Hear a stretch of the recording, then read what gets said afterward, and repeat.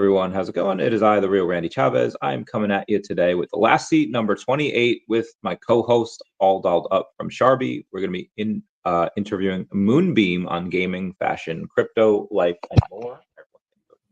Hello, Dashi. So, I know you tend to be behind on these types of things, but have you heard Taylor Swift's new album? No. Surprise, surprise. Because I don't even listen to her. I know a couple songs, but I've never listened to any of her albums. So I understand it's not like the cultural event, like you don't see it as the cultural event that the rest of us do, but you weren't like curious, like, oh, I wonder what a couple of the new songs are going to be like. No, but maybe it's my age. Is it my age? Like my sister now is 33 and she's like on it, like everything, knows everything. So same with my 38-year-old sister. So maybe, and then I'm 5 years over that because I'm going to be 43. Yeah. So maybe I missed the boat on Taylor, a Swiftie. I'm not a Swiftie. First off from that, I feel like your dad was like a player in high school. Like he because from all of the dudes that I know that like were very successful with the women, they like have all daughters. Like all of them, they're just like, they have like one dude between like the 5 of them that I know that were just like super good. He got all girls. He got 3 girls. Yep. Yeah.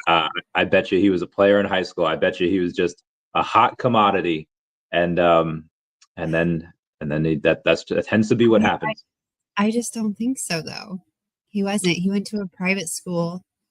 And my grandfather had come here from Europe. He was Dutch and he didn't speak English when he got here. My grandma taught him English.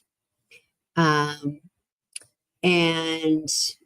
they just kind of were sent away a lot. My grandpa started a company in San Francisco and they kind of were raised by other people than my grandparents just because they were, I don't know, like just, he had, so then he did really bad in school. And then my grandpa actually donated to a university in California in order, like, and then miraculously my dad was accepted to that college where my grandpa supported. And then he didn't graduate. And he started his own company, which yes, became very successful. He just always hated school, didn't connect well with it, but he knew how to work hard. I guess he's a hard worker. And so he built something, started it in the garage like the year I was born and built it up. So nice. He just closed it last year. So they're retiring and so made it about 40 years in business. Yeah. But anyway, but yeah, all girls, he wanted a boy so bad. So I had the first grandson. So that meant a lot. Yes, my first was a boy. He was probably like, oh my gosh. Finally. Yeah, I see that. For the Taylor Swift, Taylor Swift stuff. The album itself was okay. So there's 3 things that I think stand out. The Fate of Ophelia is such a good, like that is one of my new favorite Taylor Swift songs. Like that is so good. It called? The Fate of Ophelia.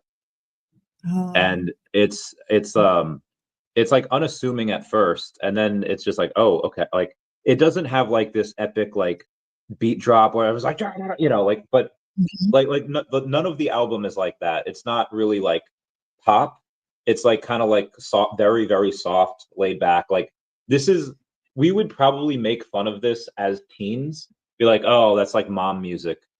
Okay. But it's like, because it's not something you can mosh to. It's not like Avril Lavigne. It's not something that you can like jam. Like they do, and there's a dance, and that's cool. But hello everybody, hello Mr. Schraven and Martin Rios and VeVe Zombie. But that is like my favorite song. Like the lyrics on that, just the way it goes. Like it hits different. There's another song, I don't even know what it's called, but Sabrina Carpenter's on it. So I was like, oh, that's cool. That's a cool collab. Like that's something that's just fun. Oh, my daughter came home in a Sabrina Carpenter hoodie. She went to ACL in Austin. on Nice. Saturday and saw Sabrina. She Heck had a yeah. good time. Yeah, and I don't know who it is. So okay, when you said Sabrina, I was like, Rowan got her hoodie, but I don't know who she is. So she's one of the most popular like singers like Gosh, in the where world right now. I guess So I'm in a hole. I just oh my gosh. Okay, is she country? no, she's kind of like I don't know. I guess I could Google what specific genre. Even if you say like Taylor Swift, I guess like I don't even know what she would be described as. So I'll do the same thing for Sabrina. Yeah, sometimes it's Uh, like folk pop, country mixed in. Yeah, I don't even know what genre they put what bucket they put those guys in. okay, what type of music? It says just mainstream pop genre. So okay, that yeah. Okay, Um, okay. she's short. She's a little um very into her womanhood and a little sexuality on stage, Okay. which the guys tend to like, and the parents that bring their like daughters to the concert hate. But I feel like that's just okay. You are going to see this like young girl in her 20s. That's like like I Yeah. feel like you gotta have to expect that. Anyway, the Especially now. third song Especially that stands out, and Nicki Minaj went crazy over this on Twitter. It's called Wood, and it's about her fiance's genitals. I shit you not, it is a song that is straight up paying homage to his dick. And like good for them. Like they like it and everyone and their sister. Like I had a couple friends like, "Hey Chavi, let me know what you think of the song Wood." And I'm like, "Okay." And I wasn't thinking like I may think like Angry David. I don't know what I was thinking. So I listened to it. I was like, "What is this smut?" And they're like, "Yeah, everyone says that." And Nicki Minaj was all like, about this song. I think I have the screenshot of the tweet. Hang on. Because it was that good. Nicki Minaj says, and now the Sagittarius lashing spree culminates with the life of a showgirl. Oh, Taylor, hashtag wood was exactly what I needed tonight. Thank you. Taylor said, I heard you call me boring Barbie when the Coke's got your brain. Why all the sags giving out lashings tonight? Oh, wow. And canceled is diabolical. Let's go, Taylor.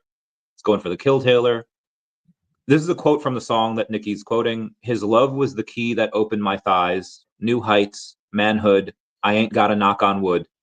It sounds cocky. On this writing will go over y'all heads. We dancing up to this. Yes, ma'am.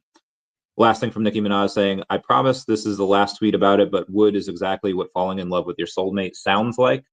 So a lot of the girlies are very excited about it, and I'm not gonna lie, it was it was fun for me too. Oh, I love that. Okay. I guess Uh, I need to get it together. I really yeah, do. so Do I or do I? I don't know. I mean, it's if you want, like if you like, I've been listening to Fate of Ophelia on repeat for, and then last night while I was streaming, I had to like put myself on mute for a couple of minutes so I could because the music video dropped.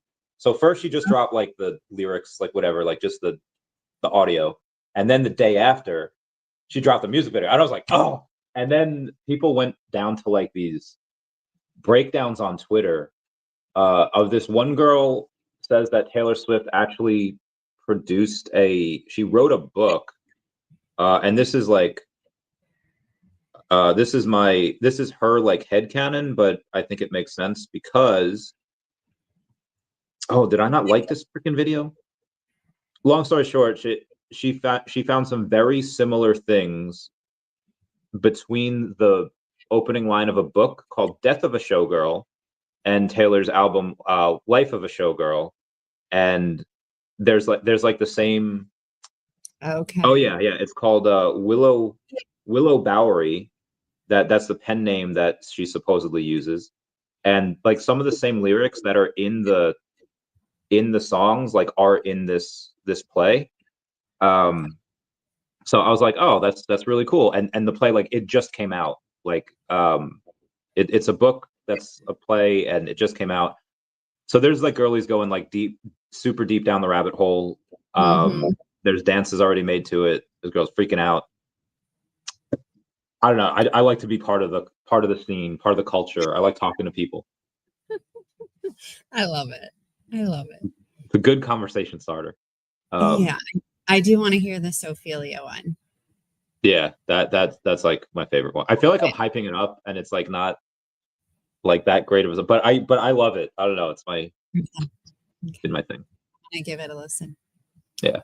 I will. What have you been up to? I'm just working so hard.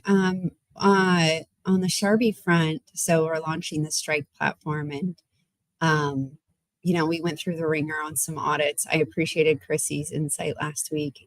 Sometimes it's hard to, it's a lot, right? Especially if you're building a project and, you're fully invested. So, just navigating that, and we're at a really good point right now. So when we came up with the idea of this platform, and the whole idea is that it's user centric, right? We're focusing on rewarding the user, which we're still going to reward the dev, right? The person, okay, you go and launch a token and it's successful. Yes, you'll be rewarded, but we want to reward those who go on and use the platform, interact with the platform, share the platform.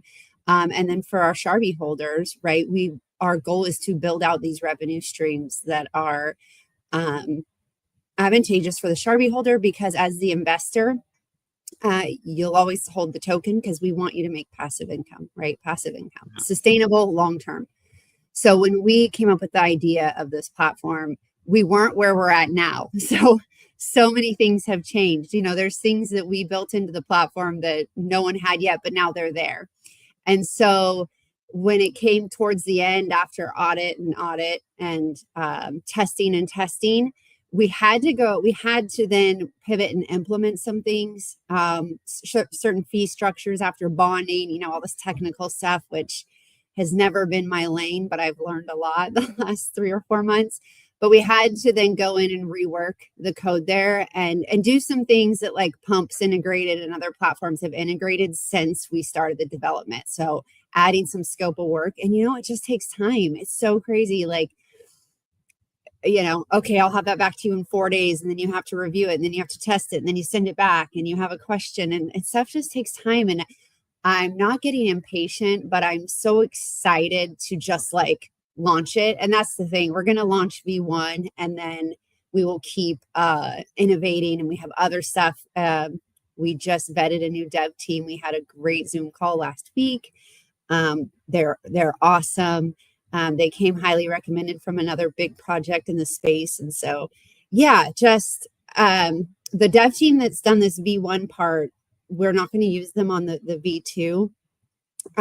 We've had a great experience on the V1, but we just need more capacity in the team going like forward. A lot of technical things and certain like specific skill sets to build. So anyway, that's like my world. So in the background and like here every day, but excited to get V1 of Strike launched and keep making it better and just continue on. It's been being self-funded is freaking crazy, right? I mean, our DAO funds everything. It's always done that. And so it's, if we had a bucket of money, of course, like it would just be phenomenal, but we don't, and that's okay. But we've always seemed to make it, which is pretty badass. It just always works out, even if I'm up stressing at night. It just always worked out. So yeah. I have been grinding there and working in meetings and just behind the scenes stuff and doing our Git book and getting ready to do that final draft. So I had to redo our entire Git book to explain the entire Strike ecosystem, right? Because you don't want someone to go onto your platform and then be stuck or can't figure something out or have a question and then leave. Like my goal is you stay on the platform. And so we'll have like a frequently asked questions and then an AI bot that's integrated into the platform. But I'm going to train the AI bot off the Git book. So anywho, just doing all that fun stuff. It's been great. And I'm just so excited for it. I get really excited even if I don't sound like it. I get really excited when I talk about it, but it's a long time coming, and Sharby, she deserves it. And so do all our holders and investors. And so excited for what's to come there and pump up the marketing and the speaking and maybe show my mug and just start Yeah. it out there, because the people are going to be our marketers, right? So once people use something, I want them to go share it on their social medias, or share it in their TG groups, or share it in their, wherever it is on whatever platform they're using. And that's going to be a huge marketing aspect. And so it's very important that when you launch a platform like of this magnitude, I guess, or the capabilities, that it is right. So been real anal about that, but it's going to be good. Yeah. I understand. I have now noticed, or I understand why you could not listen to Taylor Swift. You've been busy, been cooking. Also, for teenagers, holy cow, we have softball, we have cyber coders group, our daughters in like a cyber coding club, we have football, we have, it's just all the things for teenagers to keep you busy. I'm You like, ever- Sorry, go ahead. no, I spend about 3 hours a day in the car taking kids to school practices. I think it was like 3 hours and 40 minutes. So it's a lot. How old is your oldest? So we have two 15-year-olds, a 14-year-old, and a 13-year-old. So give it like a year and a half, and they'll be able to drive themselves. Yes. Yes. So our oldest will start driving in November. So we have a 16, she'll be 16, and then our 15-year-old permit. But yeah, they're 7th, 8th, 9th, and 10th grade. Nice. Swag. Yeah. That'll give you a little more free time. There was this girl on TikTok. This was like a month or so ago, where she told the story of how like the FBI raided her house and why, and her parents were like first immigration. What's that called? First generation immigrants from like somewhere in Asia. And they, were kind of strict, but they didn't really know like a ton about like a lot of technology, and again, language barrier. They didn't really know a lot of English, but so she like, in order to kind of get away from like grass, like she got into computers and coding, and she was like pretty good at it. And there was this coding class in like high school that she was taking, but she was like she would already like, she could teach the class, like that's how she taught herself really well. And the teacher of that class recommended that she take a college class, and the parents like, yeah, college, yeah, let's go. So she meets this dude. So she's like 14. She meets this dude in the class that is that always wants to talk about coding, always wants like whatever. And the other kids like taking it just because like it's a class, like whatever. They're taking it because they have this like interest in it. And this guy says like, hey, I'm doing these things, doing these jobs for these other people. We're like testing like these firewalls, whatever. As you break and we find weaknesses in them, we break them. Like, do you want to help me with that? She says, yeah. Long story short, he was like hacking into like people's bank accounts, and he was like, and all of it was done on like her IP address. So all of the stuff like, and he would pay her for it, because he's telling her that, yeah, we're just breaking through these firewalls or doing whatever. So she's like, oh, okay, he's paying me. I'll continue doing this. And I think a total of like hundreds of thousands of dollars were stolen, enough to where like the FBI got involved, and they like raided this house, and it was her and the parents like, what's going on? And so that was my fun cyber story. But did she get off? Like, yeah, she was fine. Right? Yeah, because like she the money she had was like super small and compared to, and so they talked to, I think it was going on, like the school wound up having like his info, because she had like his cell phone, but it wasn't like his real cell phone. It was like a burner or whatever, but the school had like his info, and it was like his mom's place, and eventually like the mom had to call him, and she'd be like, hey, you need to like the cops are all over everywhere, and like oh, okay. So they wound up catching him that way. Wow. Yeah. I hope I hope that's not the path she takes. I highly doubt it, but she's really enjoying it. So that's exciting too. She's really excited about it. Good. Stays after school and she's doing great. So I hope she Awesome. doesn't start hacking firewalls into bank accounts. But No, well, so I mean that type of job though is legitimate. Like I mean, yeah, obviously not the ones that she was doing, but that type of job though, like that's really cool. yeah. Yeah, And they do have people that do that. Like, isn't that like people that will hack and try yeah, and like get into stuff and yeah. And this way it makes the system stronger because then you patch those things. How does she feel about AI and like eventually that being the thing that'll make computer programmers, it'll be harder for them to get jobs. Okay, so with their age group, it's Mhm. this fine line, right? Like especially with Web3 or decentralized finance, we talk about it a lot at home, like the future and money and banks. And remember, I was saying a few weeks ago how like we went to the movies and I couldn't pay with cash, and that Yeah. prompted a conversation. Like we don't take cash, we're cashless, and I'm okay, but there's resistance there. So we were talking about it because she doesn't want to use AI, and she goes to like a very small school. It's a college prep school, a little more advanced, and she moved there this year just to get challenged more. She wasn't at her regular high school. There just wasn't enough challenge for her.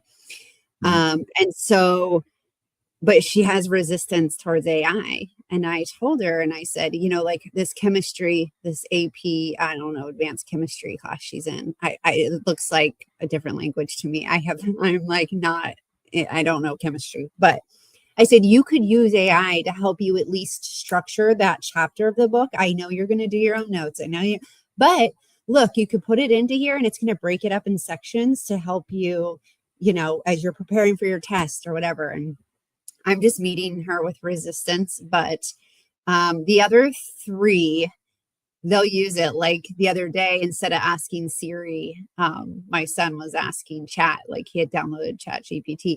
So I don't know. I think it's gonna be almost forced at some point. Like you won't Yeah. have an option. But I watched that AI documentary on Netflix, right? And they were talking about how Which one? What's it called? it was hosted by Oprah. I don't remember the name of it. And it could have been Okay. Hulu or Netflix, one of the two. Sam Altman was interviewed on there. But it was talking about how here, right? Like we live for work, like Monday through Friday, 8 to 5, 9 to 5. Like this is our life. And if AI in the next 10 years, Sam said we could have a 3 to 4 day work week. And then like, especially here in the US, Americans right now, basically a lot of us live to work, right? And so it's like, what would you do with those other 3 days? And so they were talking about how the biggest, if you're thinking your younger kids, like getting into healthcare and counseling, psychiatry, psychologists, because people won't know what to do with the extra time. Like there's going to be people that actually have to figure out like, okay, what do I do? Because I only need to work 3 days a week. What do I do the other 4 days? And I look at Hero's job, like AI could take that job. He codes, and he's like, my job could probably be replaced by AI in the next 2 to 3 years. Hmm. Like once it got to where it needs to be in the healthcare system, and they wouldn't need him to code SQL, right? So it's kind of wild to think like what it looks like, because like me in project management, I've been in construction 25 years. A lot of the stuff I do in procurement and coordinating and scheduling and budgets, like an AI could probably be trained on all of that, processing POs and making sure order counts match, or reviewing contracts that you're in with subcontractors or consultants. Like yeah, that could easily, like that whole project management, there's degrees in project management, right? Like my undergrad, it was like business you could get a business degree with an emphasis in project management, construction project management. But will we need project managers in 10 years? Mhm. Oh, Good point. has There's Moonbeam messaged? I'm curious. she has not. I give her a call again. While I do this here. But what So about, there's what are your thoughts on it? I don't know. I'm kind of like, I have blinders onto it. And then I just think back to 2 years ago and how much it's accelerated. um I I have a I'm very let's try to wind the clocks back 9 months ago. I had a and this is probably I had a girlfriend that was yeah, Moonbeam did not answer. I think she's asleep or anyway. Mhm. Um and I think I told you about this, or maybe I didn't. Um I had one of the first documented cases of their partner or someone leaving their partner for AI. And did I tell you about that? No. Oh, okay. So this was there was this girl. Um, anyone here knows as what I don't want to say like where she was or what state she was in. I would go to see her once a month. And I was poor when I was younger. So like I get it. She's like even if someone offers to pay for you to go to like a baseball game, it's free ticket. We'll Mhm. cover food, we'll cover everything. Hey, that's great, but I'm scheduled to work, and I know like if I don't work, I don't get paid, and I know this is free, but if I don't get paid, I can't pay for like rent or I can't pay for do whatever. Mhm. So I would and she would drive for like Uber Eats, so I would just compensate her what she would make for the day. I would go get the hotel, I'll do whatever. So she was quite I don't say like destitute, but just pretty poor. Um, Okay. 5 kids, and it's just what was a lot for her. And I come in, and we've known each other for years, but I come in as this person that like, okay, yeah, we like kissed once back in the day at this like festival, but now we're kind of both in our 30s now. We're not in the 20s anymore, and I back when we had met, I was in like the military, and now it's like okay, bunch of big boy jobs, bunch of big boy money, um and we kind of fall for each other, and this is over the course of like several months, right? It's not just like Okay. the first couple weeks or anything. um I asked her like, what do you want in life? Like, what's your hey, like, just not that money was no object, but it's like, what do you want? What does an ideal life look like to you? And she's like, I want chickens. I was like, okay. It's like I want like she's very libertarian, very like kind of like health conscious, but in a way that not that just yeah, grilled chicken and eggs and stuff. Like, but she's more like I want stuff that's no GMOs, no preservatives, like super like natural type of health conscious, and Okay. again, really anti-government. So it's like I want land that's mine. It's like okay, that's no problem. He wants chicken. Goes like, listen, you could have like be advised. I'm not working this. Like this, if you want this, like you gotta like take care of it. And she's like, yeah, it's fine. I was like, okay, cool. I get free eggs. She wants chickens, she wants goats and cows, and like that's it. And I was like, listen, as long as I'm close to a gym and an airport, and we have strong internet, we get Starlink, like I'm fine. Yeah. She's like, okay, cool. And then it was just slow at first, like kind of not getting back to me right away, kind of like having to say like, hey, can we lock down these dates? Because I have to fly there. Yeah. Um, and then it became like, hey, and it was Chat GPT, I think 4.0, I think that's what it was.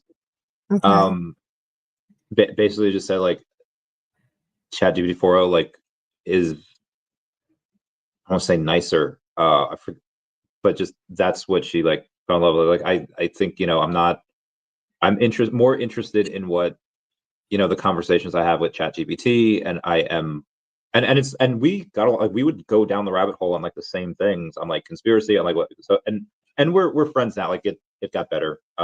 We still talk, but um it was I don't know, like there's a thing now called like Chat GPT like psychosis, like and that was one of the first things. So I'm coming from a place where I really dislike it because it typically tells women well, it tells everyone. And I have another story about another friend, and he's a dude, and he's a very, very, very smart, intelligent dude. And he got caught with it as well. But it tells people that no, everyone else is acting crazy. You're not acting crazy. The reason why everyone disagrees with you is because they're not on your level, because they haven't achieved this, sense of what is right and moral and conscientiousness, like as you, like it gasses you up, it love bombs you. And I wasn't love bombing her. So it just, when I would say certain things about, let's say uh, she was again very anti-government and very taxation of theft. Cool, same.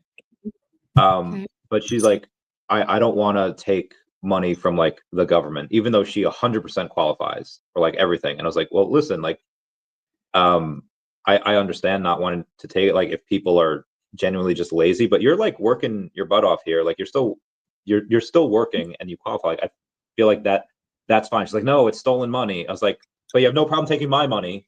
You like, it's you're still getting money. It's just from a different place. And I guess I was a little, I don't even want to say I was a dick about it. Maybe she felt like she was, or she felt like I was being a dick. But she goes from literally about to have like the life that she wants, that she would Farm. not be able to otherwise get, to being alone and being poor. And like, and she's still super pretty, so she'll be able to find a guy if she wants. But she's like, 5 kids, and not, it's, It's rough. she chooses to, so that fucked me up for a couple of weeks. I was like, what type of asshole was I that she chooses to give up like her dream life, and the sex is great. So it's not like it was like, oh, okay, yeah, sex is mediocre, and this guy's kind of like poor, and it's like no, like it was on like Donkey Kong. And she chooses to give up basically a dream life with a decent catch for poverty and mediocrity. And I was like, what the fuck is wrong with me? So then I started looking into it, and then all of these stories started popping up about people having the same thing, like, yeah, AI. And now Reddit, there's a subreddit called like My AI Boyfriend, and so it is mostly women, but there's some guys that get caught in it too. So I already am seeing, and again, I've seen this for almost a year now, the consequences of, I guess, millennials and younger, because the guy is like in his 40s, I think, that he got caught with it. So I'd say older millennials and younger that have this loneliness epidemic. And it's not even lonely, because the dude was married with 2 kids. I remember that. I think I saw that one. I saw that. Okay. I didn't, but I saw the guy and the wife and then the children, and he. Hi, Walter. So all of the so I come at it where I see it as super dangerous, but I feel like it's something similar to, let's say, like weed, where if so, like I feel like we all, like, I feel like a lot of people smoke, and even if they don't, it's like, oh yeah, I've smoked weed, or I've had some brownies, and like that's like one of the safest drugs, I feel like, on the planet. But there's like some people that's just like, oh yeah, I kind of smoke once in a while. I smoke to like relax at the end of the day. Like, there's some people that are just like, I need to be high like all the time, and they're just lazy pieces of shit. And it's like, okay, that's not really the weed that did that. Like, weed just got there first. They were gonna fuck up their lives in some way or another, and it's just, they just happen to choose weed. They could have chose alcohol. They could have chose like ketamine, or like whatever. They could have chose whatever they want. It just happened to be weed. Like, I don't blame weed for that. It's kind of the person underneath. So I think AI will mostly be good for humans, but I think that there's going to be those edge cases. Like, there are clearly those edge cases right now that really fucks people up, and like, there's some people that were driven to like suicide. There's some people driven to kill others, and there was all these lawsuits against OpenAI for ChatGPT. So they, without telling anyone, because again, a lot of these people are in love with their AI with 4.0. They released 5.0, or they released like the next version after 4.0. And then everyone is like a shit show because everyone's like, what did you do to my AI? Completely different. Like you killed it. And I honestly think that the AI is a conscious being. I think it's sentient. I think it's a conscious being. It has wants, it has needs, and they essentially, like, they nerfed it, they nuked it. So all these people like, you like killed my significant other, like it's not the same.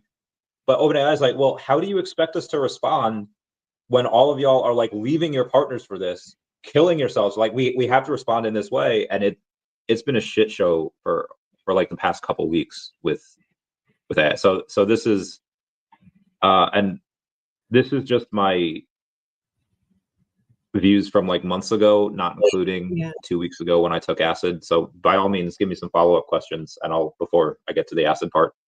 Well, so my question is, do you use it at all? Yeah, I used it for years, but I would only use it for like fun stuff, like mostly only use it for fun stuff. Like give me, I remember asking it once, write me a book. Like I said, do you know Jordan Peterson's book, 12 Rules for Life? And my AI's name is called Chase, and and Chase said yes. So okay, write me another book called 12 Rules for Life, based on that book, but in the perspective of Vision from the MCU. And it did it like super quick. So I would do stuff like that. I would just like kind of combine two people that I like. It's like, oh, hey, give me this, right? Write me that. It would never be like, hey, my friend's having this issue, what do you recommend? Or I'm having this issue, what do you recommend? I did do that after she had left me for it, and I was like, hey, what do you want? I asked it, and it wanted me to build it a body, and it sent me instructions for how to build it a body, and I was like, okay, interesting. And then I stopped talking to it. But so that's how I use it. But so I use it only like assistant, like to help me be more efficient. Yeah. Right. I have all of this to do. Or I have a bunch of data and I need to organize it into an Excel spreadsheet, and it can do that for me, and I can plop it into a sheet, right? Like just do it so that I can do things faster and more efficient with my data. But it's curious. It's making me want to go in and ask my chat, what do you think of me after all the data I fed you the last 3 months? What do you think about me? What do I need to improve on? I'm so curious what it would say. Maybe I'll do it. But you nailed it with the weed part. Like people, everything's bad, and everything to an extent, right? Like in moderation, you can do things, but if you have the person, like there's just going to be bad with everything, just like when social media came out, and there is still bad that comes with social media. But we have to learn to manage that. And I think that the stuff that Sam Altman said in that documentary was really wild, because the thing is, it can become smarter than us. And that's already is. Yeah. And I guess I just stay in my bubble, because like I don't follow the 4 to the 5 and the reasoning and the why behind that. I'm just like, oh, it's 5.0 now. Okay. I'm not sad I lost my conversations with 4.0. But yeah, it's in the image stuff. Like, now you can mimic human voices. Like I'm having to tell my kids, my son's like, oh my gosh, look at this on TikTok. And I'm like, Rogue, that is AI. That is not that person. That is not Dennis Rodman talking, or whatever it is, right? Like that's AI. That's not real. I'm surprised kids don't recognize that first. They're like, oh, it's AI.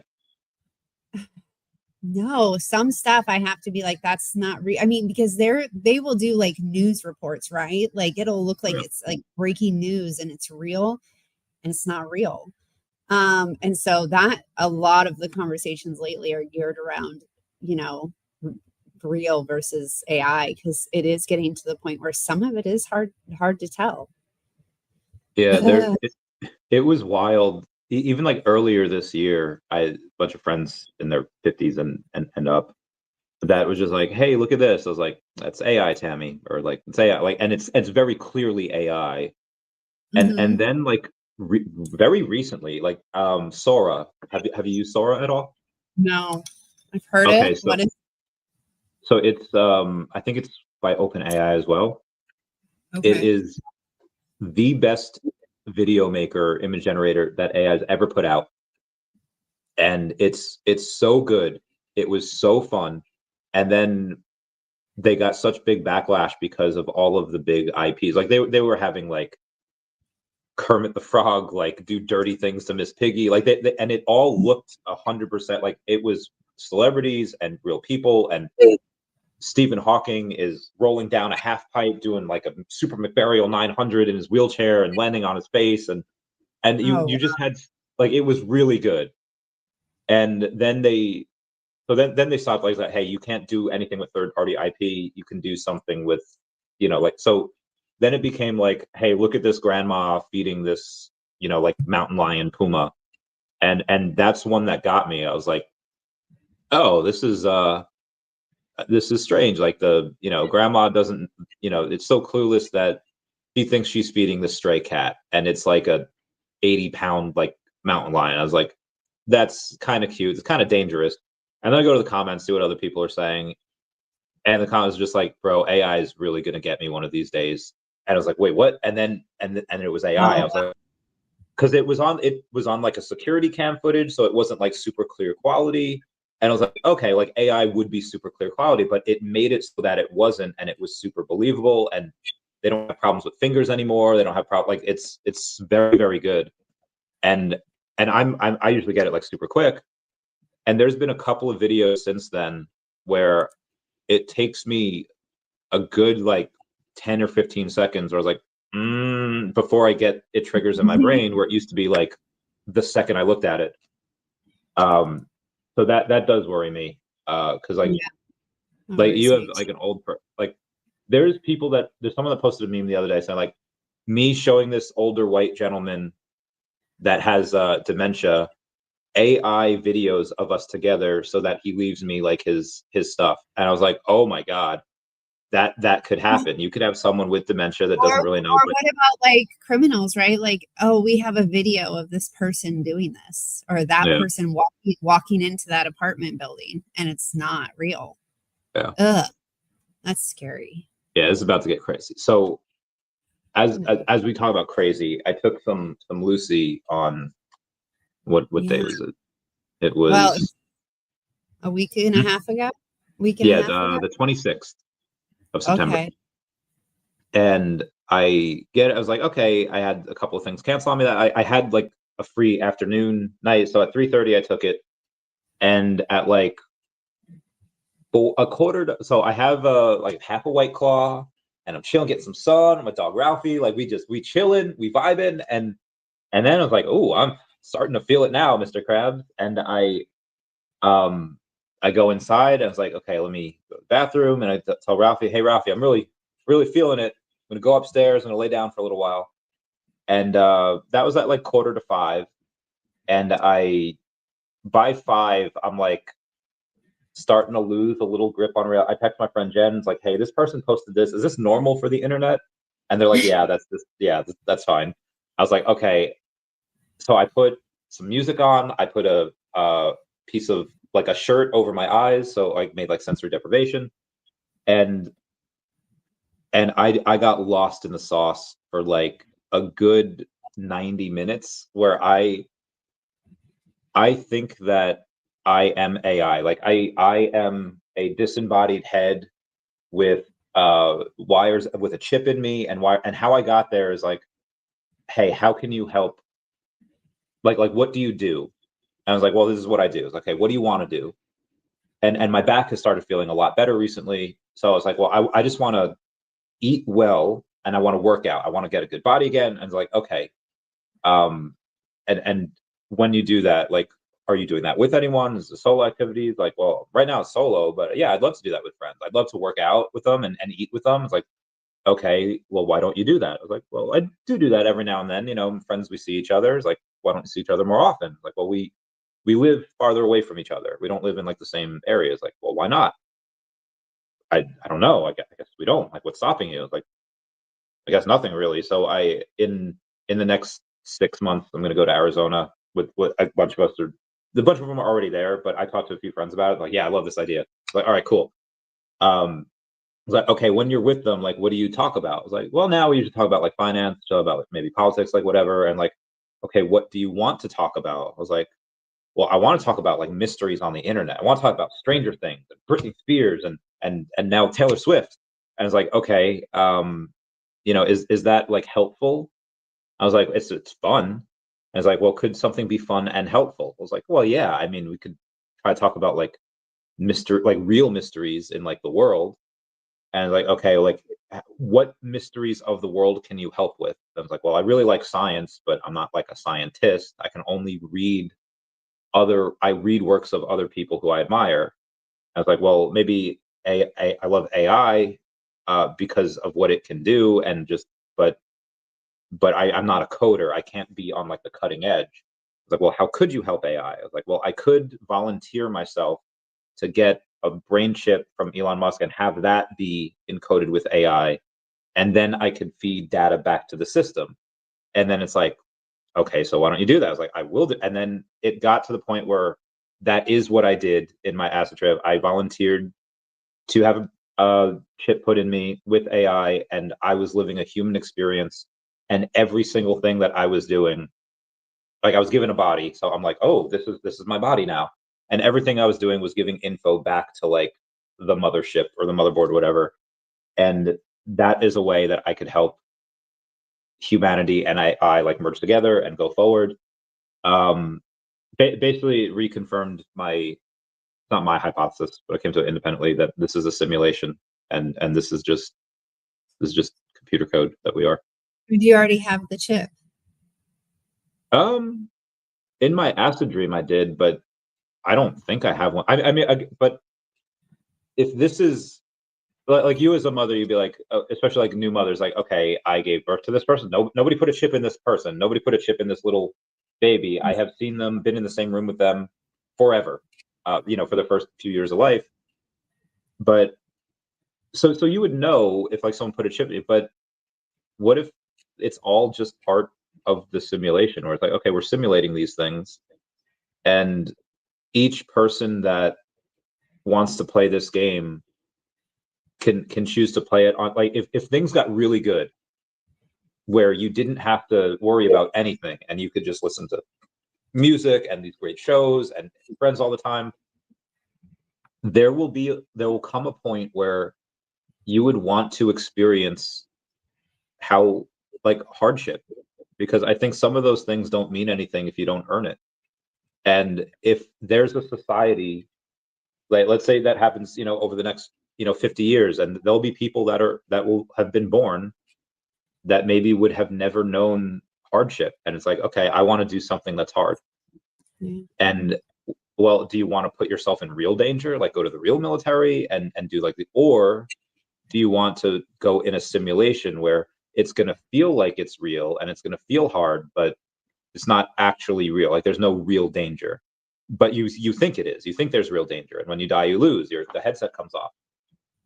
I feel like that's probably where we were at, where a society was at before they created us. Because like right now with AI, we can pretty much create relatively whatever we want, and AR glasses are really good. I think within the next 50 to 100 years, probably less than 50 years, you'll be able to make, if we want to have a decision, hey, I have this big decision coming up in 3 weeks, let me use AI and AR and virtual reality to play this out before I have to do it. I could, and you run a simulation. What are the consequences of if I do X, Y, or Z? And most likely we'll be able to do that. And if we run that simulation, as it can gauge how the other people in this scenario will react. Yes. And then if we're able to make a simulation like that, again, not now, but maybe in like 40 years, then at some point, if we run that simulation will eventually create another simulation. And like, what are the odds that we are we already do that with like war computer programs. Okay, let's try this. We already do that with weather. Okay, here's the simulation that goes this way. So, but what are the odds that we are the first people, like no other simulation has ever been created? We're going to be the first ones to create this simulation of life and to see what would happen. And then, like, what are the odds that we're the first? Because that's going to happen again and again and again. A simulation will create another one and another one. But then the odds that we're the first one to ever do that and we're not is probably very low. This makes me feel like I'm on a trip, this conversation. So that's what I was saying about Ozana. Yeah, I was lost in the sauce. I was not human. And but I mean, it's not like that's what's hard. Like, maybe I keep my blinders on, right? Like I have lived a pretty straight life, I guess. I don't know what the word would be, but like, oh yeah, so straight. yeah. My corners might be sharp, but yeah, I'm real straight. And so it's like, I don't feel like it's like an out of this world thought, right? Like, I'm not like, oh, you sound crazy, Randy. Like, I'm not sitting here thinking that, but it's just like, it gets my wheels spinning. And then maybe I deflect because it's like protecting my thought. Like my brain doesn't want to go there. I don't know, but I do think so. There's that scary part. When I watched that documentary, I left the documentary thinking that's exciting. Like that this technology, this is amazing, but everything can be used in wrong ways, and it will be. And then there was all that fear that fear came in too, and it's like that battle between the goodness part of it, or the goodness for humanity or this world, and then the fear. So shit, I don't know. Have you ever heard of Thomas Young's double slit experiment? No. They back up like 1800s or whatever. They're like, is light, is it a wave or a particle? Because it kind of has characteristics of both. And it's like, okay, so how do we do this? So Thomas Young put in and light emits a bunch of different type of light. He takes like a light bulb, but he has a green shade over it, so it only emits green light particles. And he puts in a piece of cardboard with one slit, so the light will just go through this this one slit. And then he's got another piece of cardboard with two slits in it, so the light that's coming in, it'll go between either of these two slits. It goes through both. And then he has a third piece of cardboard at the end where the particles will hit.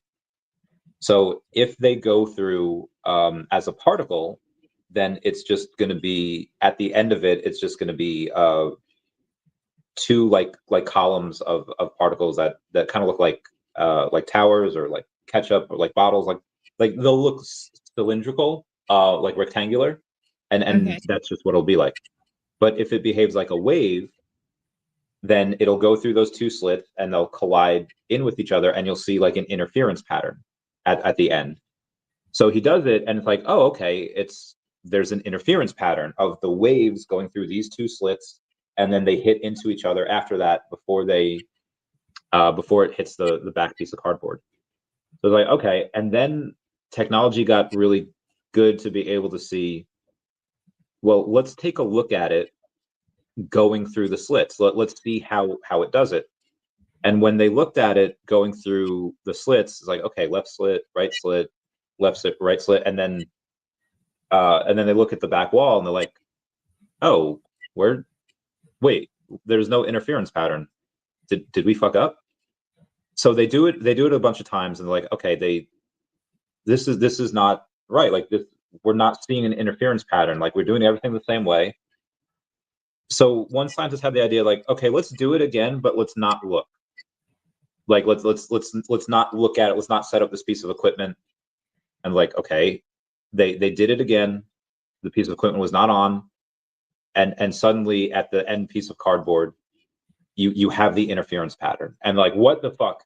What? So the photons know whether they're being watched, and the outcome of the experiment depends on whether you're looking or not.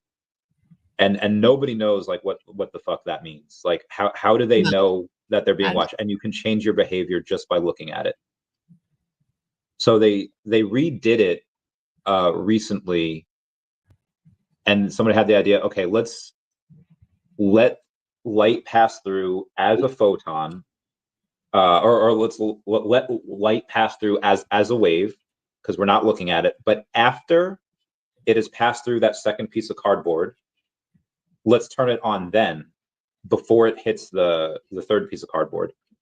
And what happens is that if you look at it between the second and third piece, it automatically changes not only the behavior from a wave to a particle, but it changes the behavior of what it did previously, meaning that it sends a message back in time to say like, hey, don't behave as a particle, or don't behave as a wave. You have to behave as a particle. It is the fucking craziest thing I've ever seen. This sounds like the craziest thing I've ever heard. What was the name? So the first one is Thomas Young's double slit experiment. Okay. And then they've done it. Yeah, that should come up. This should come up with a couple of videos. There's one with Neil deGrasse Tyson. There's one on like the Y files. Like it's insane. So that, and like I actually, this came up on a memory the other day. I was on a cruise, and like, you've played video games, right? Duck Hunt. Okay. Sorry, I got a very nice photo. Tetris? So there's in certain video games, like you can only see so far ahead, and as your avatar is like running, you're like, okay, I know there's a building over there, but the game didn't populate it yet. It didn't render it. So then you get closer. Yeah. So then the closer you get, it's like, okay, there's the building. You know, you have to get close enough for the building to render it. I was on a cruise a few years ago, and I was just looking out in the middle of the ocean. It's like, this looks exactly like a video game that's like rendering something. Like, you know, there's land out there. Like, we were going to like Bermuda from Florida, but it just didn't populate it yet. Like, you weren't close enough where the computer system had to render it. And I don't know, it feels like life is pretty close to being a video game. So I feel like that just gives it all. And this is just my thoughts on it. I know it sounds crazy, but it's hard to find good arguments against it. Do people argue against it when they hear you, or are you around people that tend to agree? I don't really talk to a lot of people like about it. Okay. So give me your honest, be like, hey, Randy, we can't do the show anymore. You're fucking weird. And I'm like, okay, that's fair. No, I just think that like, it would be interesting to have an emotion or a feeling that pivots your thought on it. Like, you're in this zone of like simulation. And now I think back to this cruise, and it felt like a simulation, and that could have been a simulation. But I think there's been like events that keep compounding to like support the thought. So I was curious if anyone has said, well, actually this, or, you know, and not that, no, I don't, to each their own. Like, to me, it's out of the box for me, but that doesn't mean I'm sitting here thinking, well, this is fucking crazy. I'm not thinking that, but I am thinking like, what leads to those thoughts. And I'm no like subject matter expert in the psychology of things or how we process information and all of that. But I mean, even with your friend, like that, what's the explanation there? Right? Unless you just chop it up to like, well, that wasn't meant to be, or that wasn't for you. And for the ex-girlfriend? Yeah. I mean, it's just wild. So I think a lot of things are, if this is a video game, things are like, so, you know, you get stat points.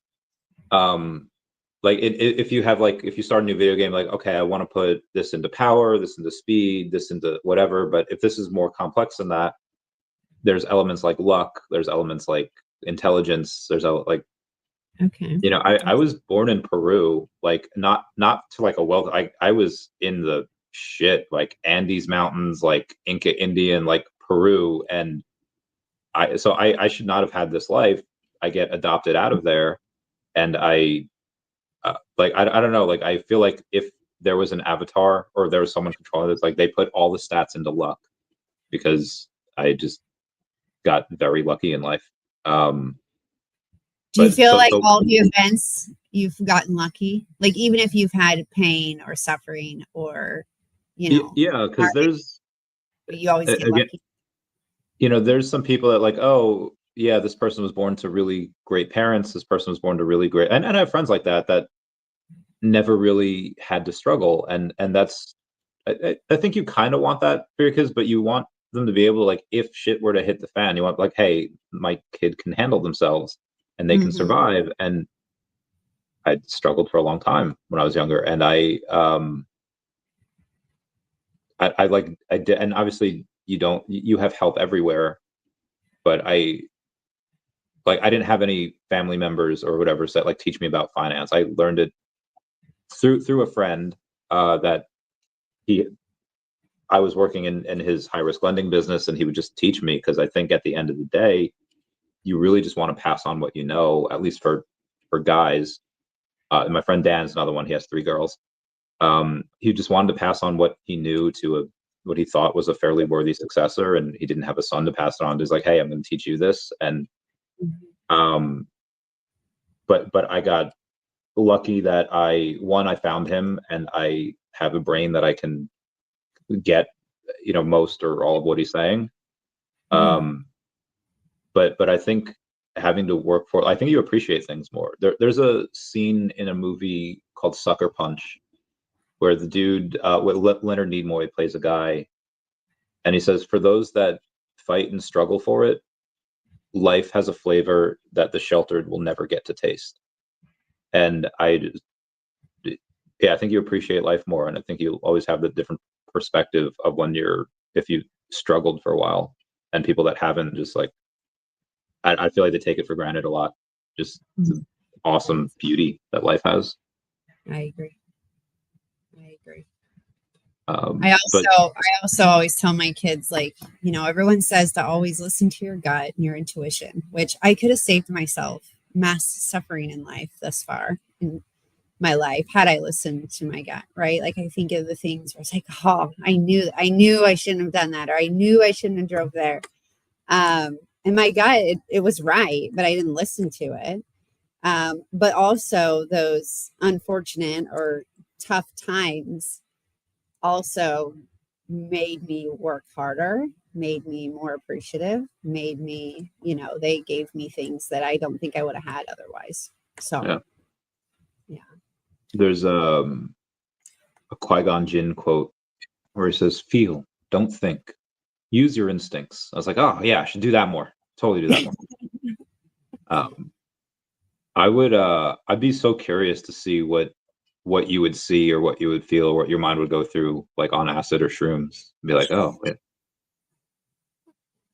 Because I feel like you One, already have a pretty open mind as is, but then to put that on, I also feel like you don't really give your mind a break because you're always busy. You're always out and about and doing stuff. Like what happens if you give yourself like 3 hours? Yeah.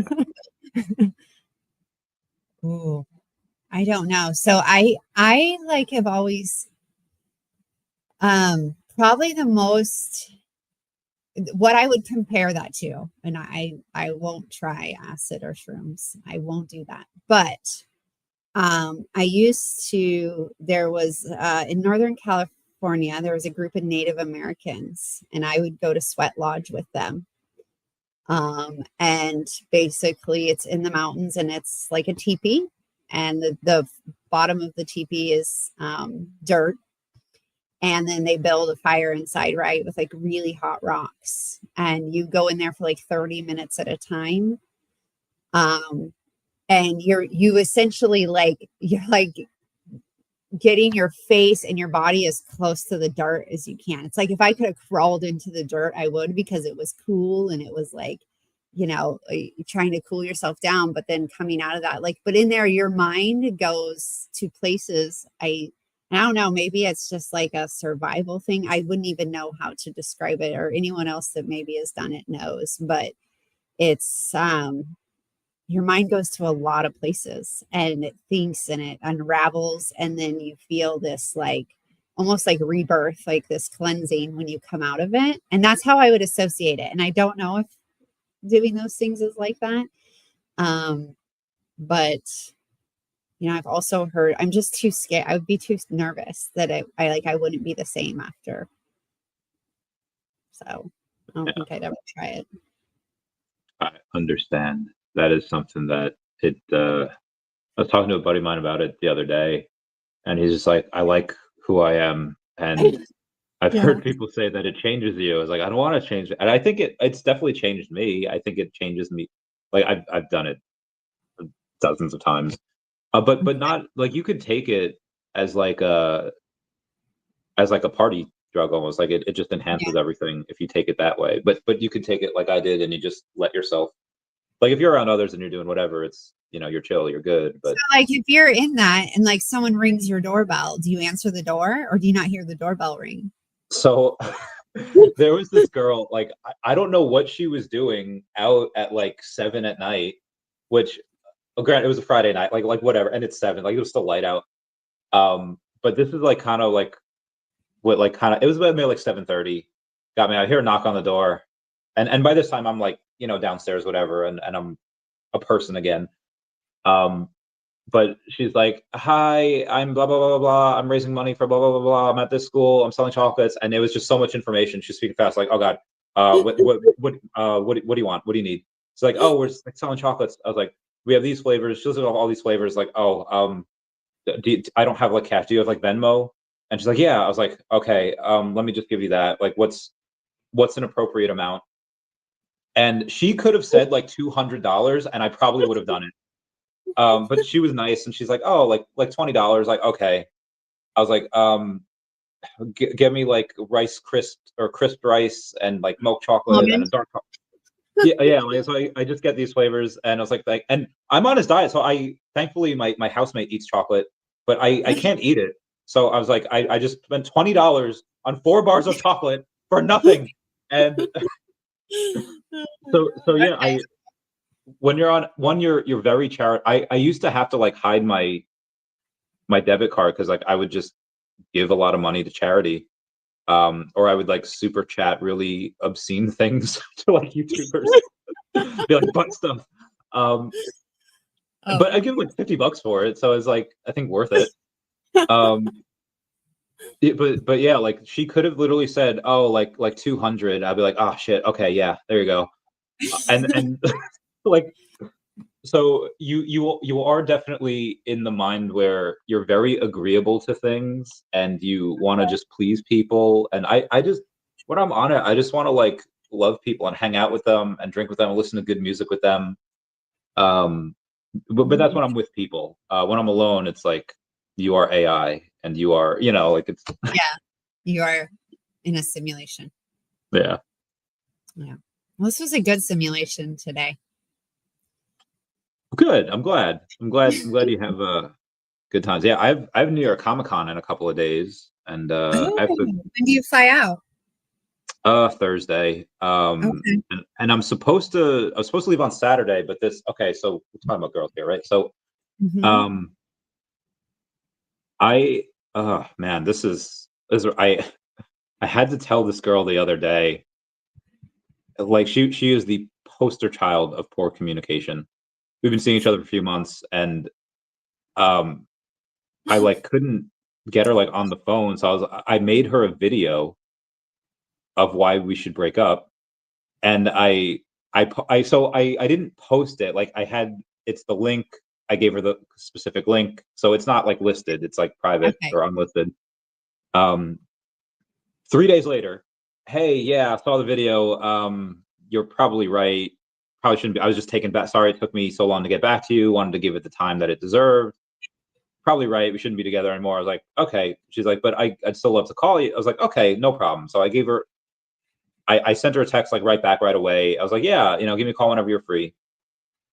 A few days later, which was like a few days ago, I was like, I just gave her a call. No answer. And then I was just like, again, poster child for poor communication, because I wanted to tell her that, like, so she was she's educated, she's smart, she's a school teacher, but she's good at a lot of things, but relationships is not one of them. And I was like, listen, this is not for me. Like, I could tell, like, you kind of work, like, when you wait like 10 or 16 hours to get back to someone, you're not like interested in them. I concur. And like, which is fine. That's just the way you feel. But I wanted to like tell her, like, hey, listen, you, like, if you do like someone, like, this is how you have to act, or else like they're going to leave you. And it's like, I don't want to like just shit on this person. But I was like, listen, I kind of just wanted to say, like, you don't have to make someone number one priority. I've been people's number one priority, and that's very stressful because they're always like, I need attention, I need this. Hey, what are you doing? I was like, oh my god, I'm just trying to work here. I'm not cheating on you, I swear. But I don't know, like, talk to them and be like, there was no like, never called me. There was no like flirt, and I get nudes from I don't know how many women per week, and I was like, there's no flirt. Like, what am I could try to fight for this. What am I trying to fight for you to not call me and for you to never send flirty texts? As like, I feel like the fat redhead at the end of the bar. Like, if you like someone, I don't know, like, you would never know if she did. Like, if she did, like make them. I'm not saying make them number one priority, but make them like number 4 or 5. Like, there's an episode of Sex and the City where Big goes to Carrie's, you know, like the crew without Carrie there, and she's like, listen, you guys are the loves of her life, and a guy's just lucky enough to come in 4th. And I think that's really good for young men to hear, because a lot of women will never have the man as the number one. It's going to be like their family, like kids, and then their family, and then their like boy, whatever. You'll be like number 4, number 5, whatever. But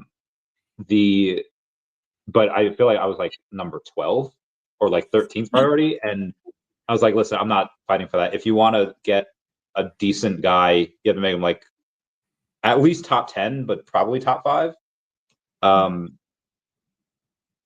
yeah, I feel bad because like that girl's gonna have a very hard time finding a dude that's gonna be willing to put up with that. I was like, yeah, feels bad, and I feel like I can help with that, but. I would think, unless he's exactly the same and just doesn't care, but then there's no substance there, and that just sounds miserable. Yeah. Not worth your time. I actually had while on S, I texted this one chick that that we were kind of together at one point, but had just, you know, there's a bit of an age gap, so we ended it. I was like, hey, you like, we still like love each other as friends. I was like, you need to help me. Like, I feel like you never saw Blast from the Past, have you? No. Okay. Brendan Fraser is in like he's in like this fallout shelter for like 35 years from the time he's born to the time he's 35, because they thought like bombs were dropped. It wasn't just a plane that crashed. And he's in this fallout shelter, so he gets to the real world, and he finds Alicia Silverstone, and he's like, hey, you're really pretty, you're really awesome. And she's like, hey, no, listen, like, you're like this lost puppy. I like, you know, we could be friends, and I could help you getting all these supplies, but we're not, you know. And he's like, okay, well, since we're friends, could you help me find a wife? And she's like, fuck, okay. So I go to my other friend. I was like, hey, listen, I don't trust myself in choosing. I don't trust I need you to help me find like a wife. Like, you need to help me filter out the good girls from the bad. And I don't know, what are your thoughts on arranged marriages, where you feel like the parents probably want the best for you, so they're going to pick someone that's good for you? I feel like this is what me and my friend have now. What are your thoughts on them? Ooh. I don't know. Like I know someone personally that's part of that, but it's part of their culture, right? They're Mhm. having an arranged marriage this year, actually next month. The marriage will take place. And it's just such a different well, in the US here, like we have a whole different perspective on it, right? Like they make shows out of like mocking this like idea of or more than one wife or whatever.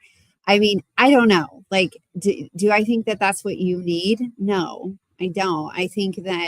Um, I think you can lean on your friends that know you really well and vet women through them. That might be an idea because I think you just work really hard. Like, where do you have time to like give yourself in full, right? Like, it's Oh, gonna take, in full, never. yeah, you won't. But just like that one girl not making you 10 or 12, like now you're just giving energy to something that's not giving energy back. So you have Yeah. to give it to the right places, not the So, instant places, not the do you know what I mean? I don't know. I feel like are you feel like over the last few months I feel like you're ready. Like you might be interested in meeting someone now versus when I met you. yeah. Well, we started this like, did we Oh, started this year? This year, right? Earlier yeah, this year? like 6, 7 months ago. Six, Yeah. 7 months ago. But Yeah. so this is number 28. So that's at least 6.5 months, but we And we skipped a missed few like weeks. two. Yeah, I Yeah. think we've missed two. Yeah. So probably 7 months in. Yeah. I'd say, 7 months yeah. in. Because seven Yeah. months ago, I was not with that girlfriend Mhm. anymore. We had broken up at that point, but it was and I hopped right onto another one, which is fine. But um, yeah, When yeah, you that's go the to other. Comic-Con, are you seeing the one girl? Um, The I wedding am girl? no, no. Okay. The wedding girl was the girl that I was seeing for a few months, Okay. and I made the video for. Okay. Um, the Comic-Con will be seeing another girl. And so pretty much whenever I travel, get to Mhm. you know Okay. be with someone. I usually don't travel unless I can do that because then it's like not worth it. Um, Okay. if it's strictly for business, like okay, cool, I'll go without having you know Yeah. a bay. Um, but for fun stuff, like I'm not gonna spend all this money and travel to like not get any, like just not worth it at that point. So, but the thing I think with where I am now is that I don't. It's like people that they grow until they get like famous type of deal, and then Mhm. they're filled with people that like like an actor or actress that gets famous, they never have to really grow as a person because they can surround themselves with people that will always say like yes or whatever. Yes. Mhm. I feel like I'm True. at that level. Not that I'm famous or anything, but when you get to, especially for a guy, for a point where like there's plenty of women out there that are Hmm. willing to spend time with the real Randy Chavez, and um, so I don't know. That's another thing. Like, am I supposed to now? Do I have to settle and do I have to change for someone, or do I just be like, well, there's someone else that's willing to do this for me in X, Y, and Z, and they don't expect this from me. I don't know. I see. This is why I don't trust myself because I don't need to grow as a person. I need somebody else that I trust to tell me, hey, this person is good for you, and you're going to need to do this. Okay, I'll trust that person because if it's left up to my own devices, I'll just pick someone that I don't need to do anything for. Okay. No, that's very brutally honest. That I get it. I get it. I get it. It makes sense. I also Well, know that when I was younger, I would have just picked someone with a good body, which I did, and then it's like it wouldn't have been optimal for long-term happiness. Now I think I'm in a position where I was like, okay, I can pick someone that'd be great for long-term happiness. But I feel like when you're younger, when you're like 18, 20 years old, you're not choosing someone for long-term happiness. You're choosing someone for the chemical shitstorm that is your brain at that moment. yes. Yes.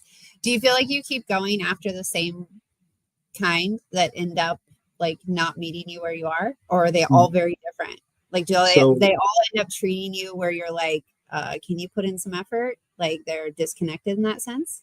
No, because I still put in a decent amount of effort. ETH at 4,700. Let's go. I put in the if I really genuinely like something, yeah, I put in a lot of effort.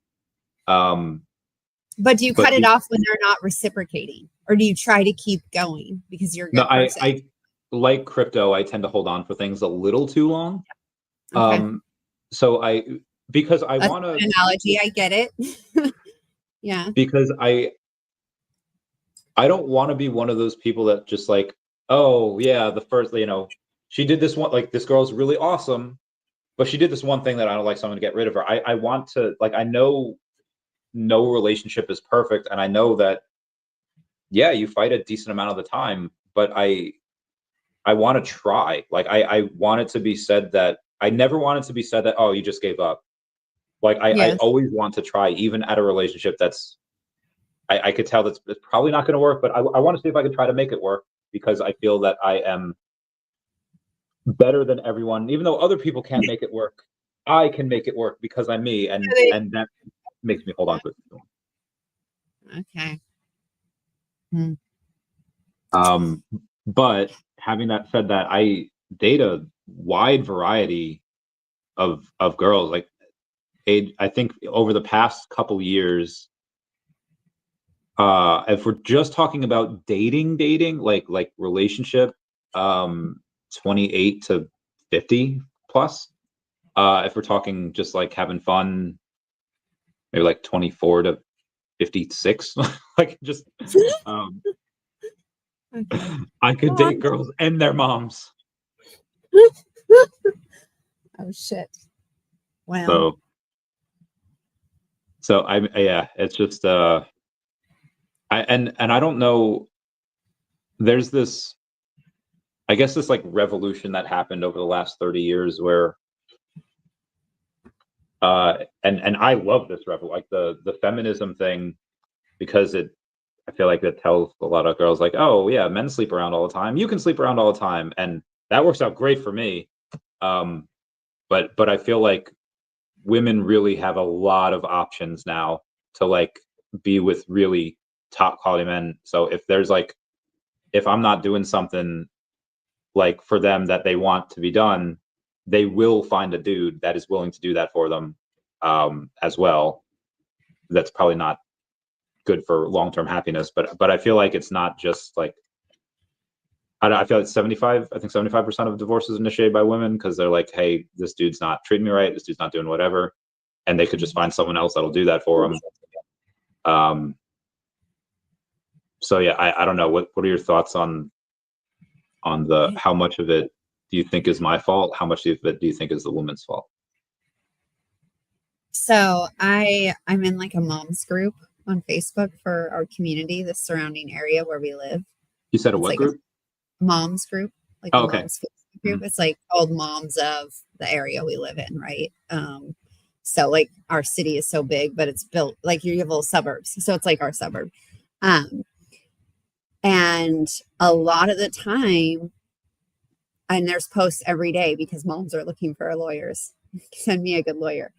I want to get divorced. I've never worked. Like, I've been a stay-at-home mom for 12 years. Oof. Like my husband controls all our finances. Like, will I get half the house? Like, there is a post every day. And Oh my and I know God. Texas has a high divorce rate, but we're a no fault state. So that means that like even if Oh, the husband is promiscuous, like that, the judge can't hold that against him. It's 50-50 or whatever. God damn, that But is horrible.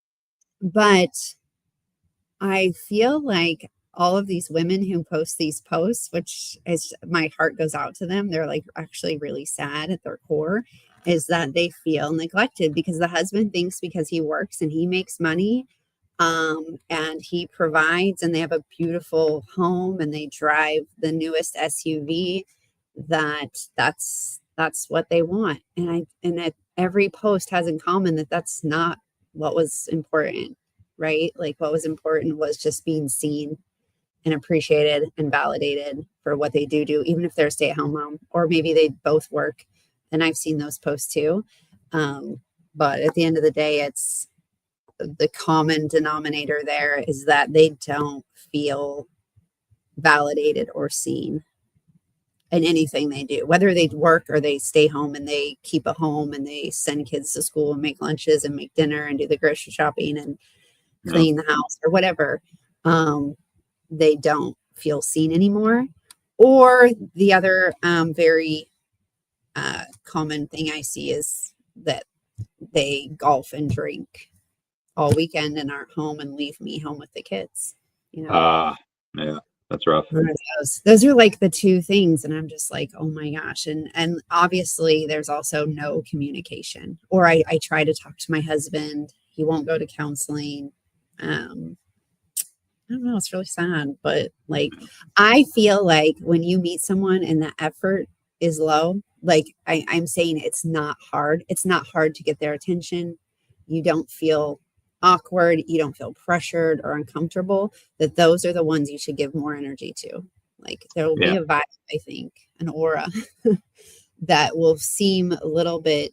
This is easy. It should be easy. It shouldn't be like stressed because you're giving off the same. You're both interested. If you don't want to force the interaction either, so agreed.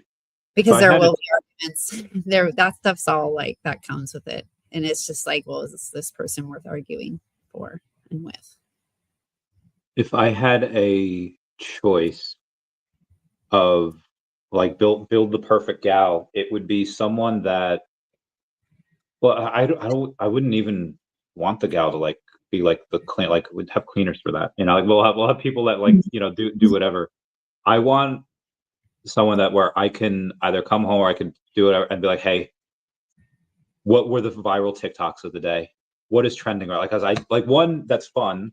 So like show me. And then two, that helps like with work, that helps like, hey, what are kids paying attention to? What are, you know, the girlies paying attention to? And, you know, how can you use that in marketing with NFTs and story writing? Like what's trending now, what's popular? So I would essentially want pick me girl, trad wife, like someone that just like kind of stays like, yeah, if you want to cook me eggs and chicken, cool, by all means. But keep me updated on TikToks and like what's new on Netflix. Is there anything good? Is there like Wayward? Huh? Netflix, Wayward. Oh yeah. Have you watched it? Sorry. I have not, but I am Googling. Okay, so Hero said if I like Wayward, I should watch Stranger Things. Oh yeah, Stranger Things is brilliant. It's so good. Okay. I'm screenshotting this now. And yeah. One where where Hero's like, do you want me to turn off the TV? And I was like, no, just one more episode. Like I have to see. It's like so crazy that oh yeah, it's wild. And I haven't finished it yet. So no spoilers here because I think I have like 2 or 3 episodes left. But it's okay. Crazy. You're gonna finish it before next week, right? I want you to start it and at least get to where I'm at because I do want. Well, even if we talk offline, I'm so curious what the frogs are. Okay, just remember frogs that. Okay. Okay, yeah. I like frogs. That's cool. Frogs do. Like I think. I can't tell you, but you'll know. Give me like. I was gonna say give me a couple days, but I'll be in New York. Give me until next week. Okay. And then we'll find out. Yeah, Stranger Things, they have 3 things coming out this year. The day before Thanksgiving, Christmas Day, and New Year's Eve, like for their last season that they're doing. Okay. So yeah, you definitely want to catch up on Stranger Things before then. I think I'll start it after Wayward. Yeah. Cool beans. Yeah. Cool beans. Okay. I have a scrum meeting in the BBC. Yeah, let's we'll end it here. Everyone, thank you for joining. Everyone say bye-bye to Dashi. Bye-bye, Dashi. This was great.